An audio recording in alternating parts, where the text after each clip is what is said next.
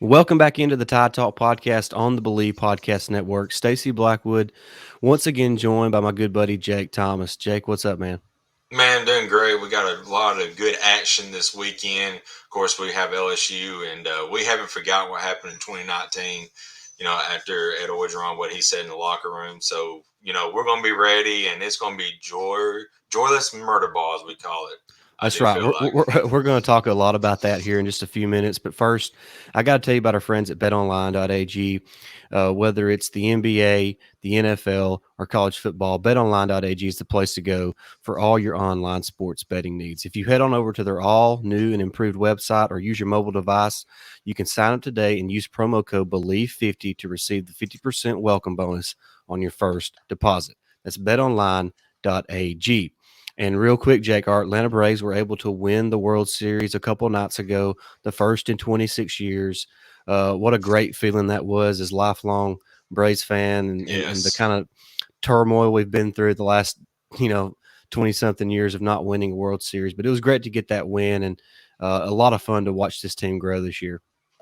Absolutely, man. It was awesome, and I wish we would have won it at home just Yeah. because, but it was just a great feeling after having the All Star game snatched from us, and then Rob Manfield having to give us the World Series Oh, I trophy. know. I loved it, And he got and booed. He got oh booed. yeah, good, and I'm glad that Acuna was able to make it because I mean he's Yeah. a big part of this team, and he wasn't able to be on the field, so that makes him hungry to get back out there next year and come out and kick butt. And if we've number one priority, though, I know this ain't a podcast about Atlanta Braves, but we have to re-sign Freddie Freeman. That Yeah. is number one priority.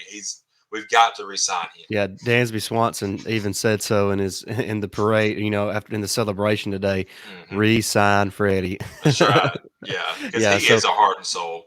he is. He means everything to that organization. As good as the young players are, Freddie Freeman is the heart and soul of that organization, and it would be a shame to let him walk away. Yeah, it would be. But anyways, let's get back to some college football talk and some Threw it Alabama in. talk. and real quick, guys, make sure you are subscribed. We're trying to reach our goal of 200 subscribers on YouTube. We're sitting at around 115 right now, and we've gotten there really quickly. We really appreciate everybody that is subscribed so far.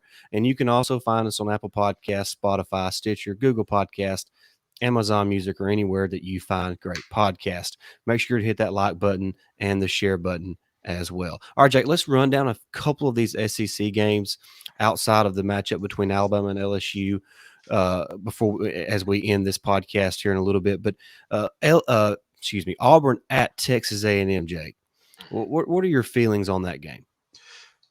This has the potential, I think, for Auburn to keep on rolling. I mean, they've been playing well lately, but A&M, ever since they beat Alabama, it seems like they got a little bit of momentum, and they've been playing outstanding.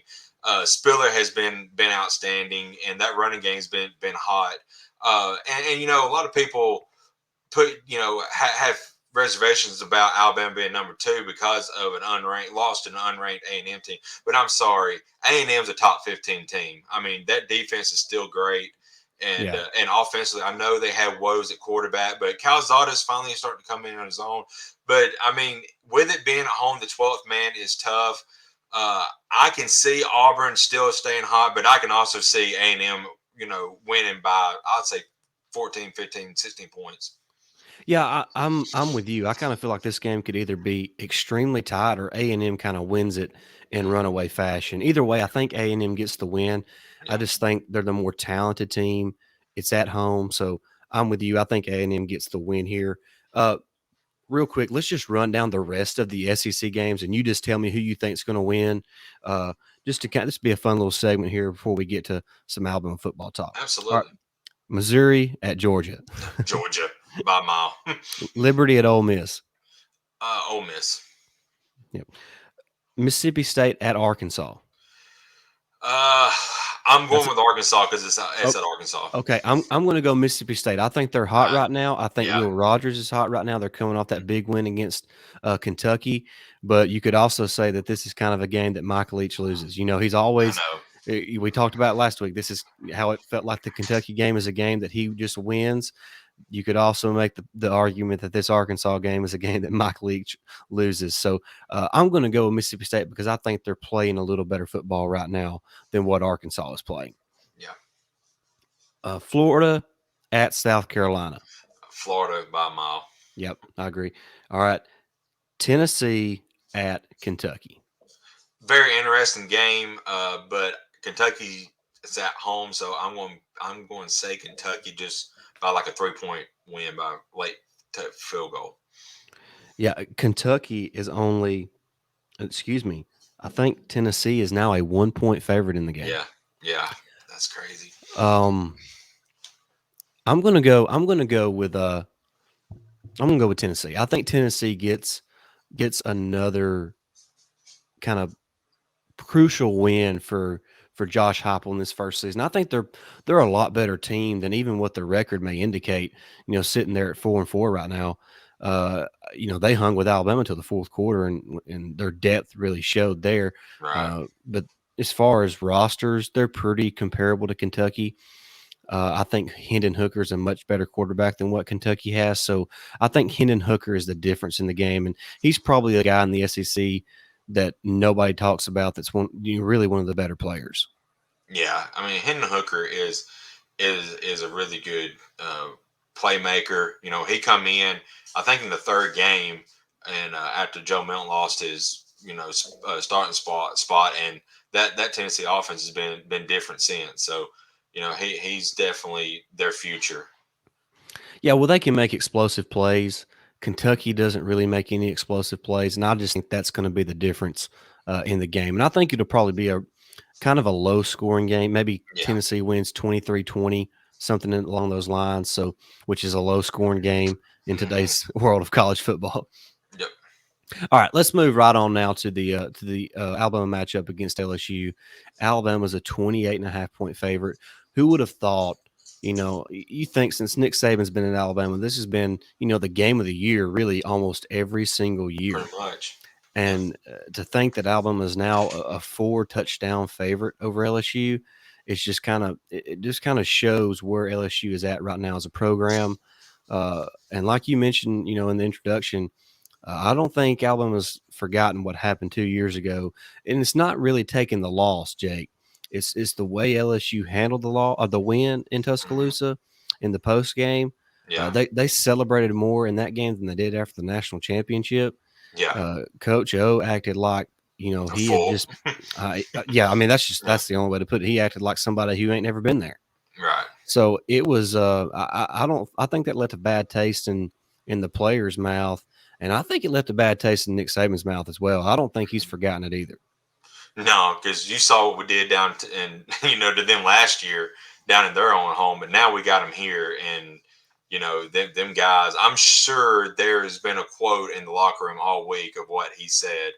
Yeah. After that game, and them players have seen that. The ones who were there and experienced that loss, they're going to be fired up, and then them teaching the young ones who wasn't on the roster, like here's we have a standard at Alabama, and yeah, they did beat us, but show a little bit of class. LSU didn't, and they showed their rumps.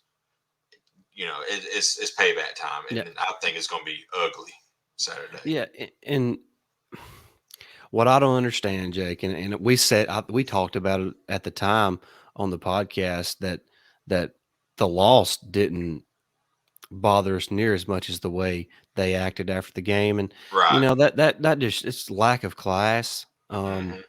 And I liked Ed Orgeron up until that point. It really rubbed me the wrong way. And I know that video did not mean to, get surfaced and made to the public, but It you never know, should have.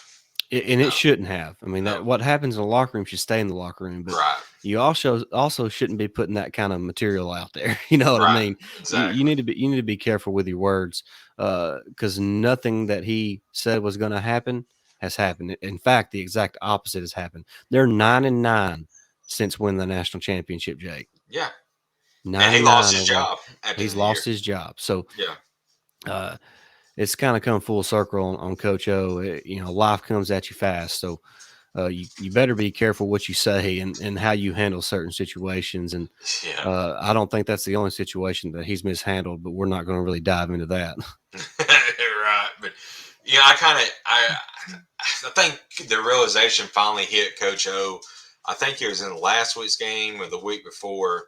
No, they played Florida the week before, so it was last week's game. He went for it like on 4th and 3 and down like at the 2 yard line or whatever. And he No, just that was against Florida. That it was was against against Florida. Florida. Okay. Yeah. So I was just like, man, he just don't really seem like he Oh really yeah, cares. he's coaching with no restraints. Right.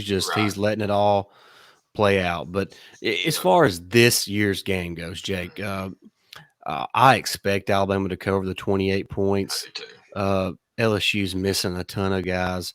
In their defense, they have, I think there's 10 players that played in the game against UCLA to open the season that are not available against Alabama because of injuries. Yeah. So it's not just coaching; it's injuries, it's depth, it's a lot of things. So they're a team that is reeling, and Alabama seems to be finding its groove right now. So I expect Alabama to play well and really dominate LSU. Absolutely, and we have talked about it, but talking about this Alabama team defensively, since the loss to A&M, this defense statistically, I cannot say that has gotten better. If you overall, now I know we did give up, those 3 explosive plays a couple weeks ago to Tennessee, but if you take those out, we've talked about it. We shut down their running game, and pretty much without them three busted coverages, they have about 140, 150 yards passing. Yeah. So, I mean, everybody talks about the defense. And, yeah, I've been one that's been harping on Pete Golden since he's been there. But this year, I wanted to give him the benefit of the doubt. Is struggled early, but the defense is starting to click. I mean, the defensive line is finally clicking. Some And the guys are same getting thing in there. happened last year. The same Yeah, thing happened last year, Jake. The defense yeah, played much better in the second half of the season right. than it did in the first half. So Yeah, we might be, kind of seeing the same thing again this year. And one yeah. quick stat here on the defense that I'm not sure a lot of people realize. Mhm. Uh, Alabama is an elite rush defense, and I'm going to tell you why. Right Will now, Anderson. well, the rush defense, Yeah. Jake, we're 4th in the country in rush defense, but Mhm. we have faced 3 of the top 13 rushing offenses in college football this year already. And we're Wow. still the 4th ranked rush defense in the country. That just shows you we shut them So down.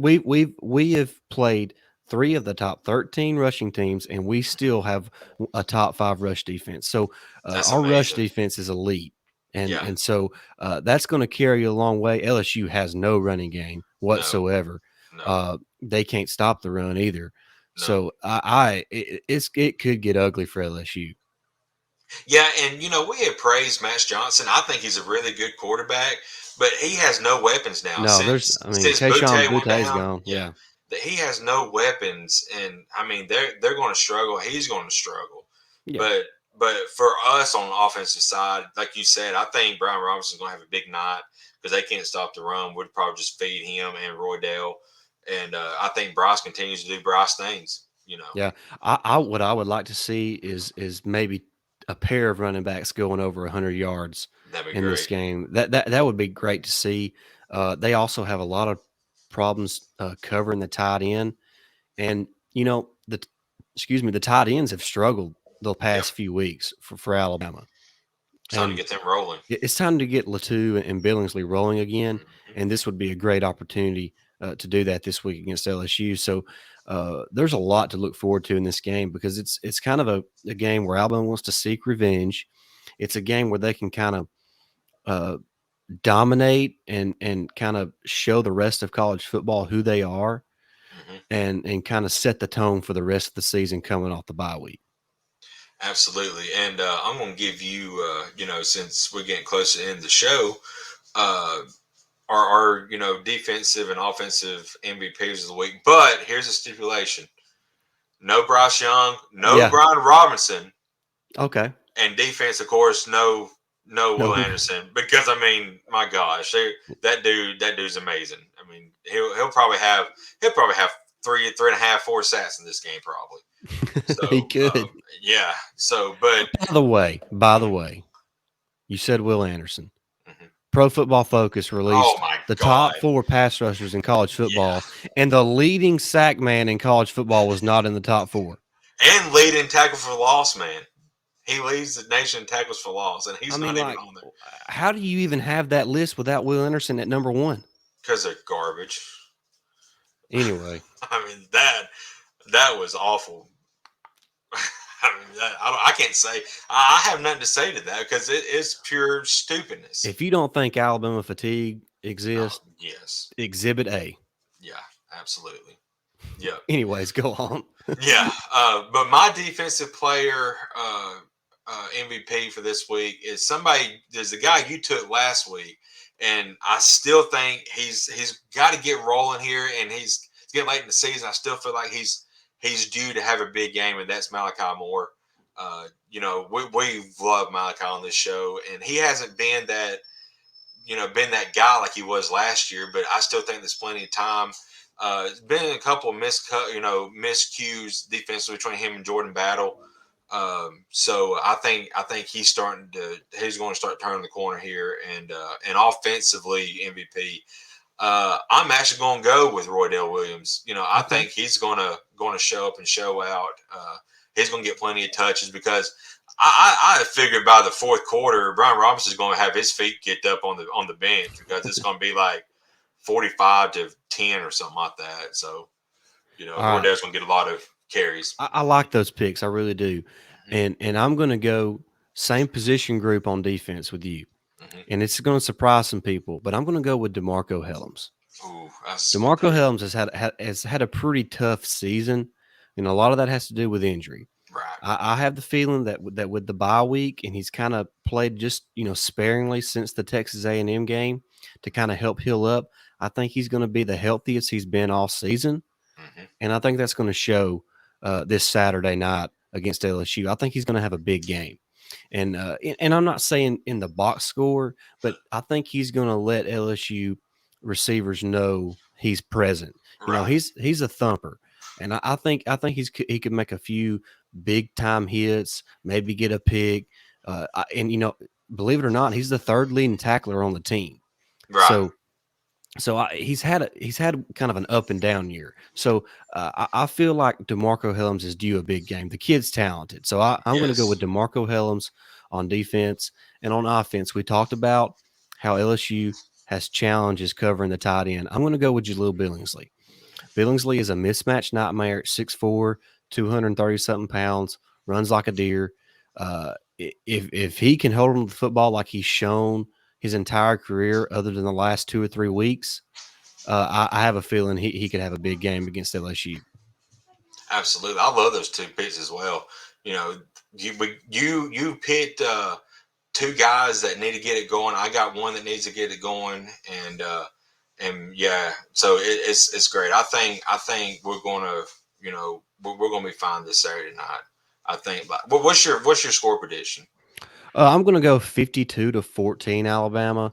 I'm not even sure LSU scores 14, but I'm going to give them 14. Yeah, But I think Alabama easily gets to 50. yeah. I was gonna say 55-10. So So we're right there in the same neighborhood. absolutely, yeah. Yeah, So it probably, like I said, it probably over by halftime. yeah, I hope it is. Yeah. So, but yeah, But it's go ahead. yeah, I was just going to say, yeah, really excited. I hope Alabama really punishes LSU. I do too. I I do hope too. that I hope they send Edo out in the right way. Yeah, and I know Saban don't like to run it up, but Saban, if you get a chance to this game, do it. I don't care. I hope so. I mean, yeah, if we score every possession, do it. I don't care.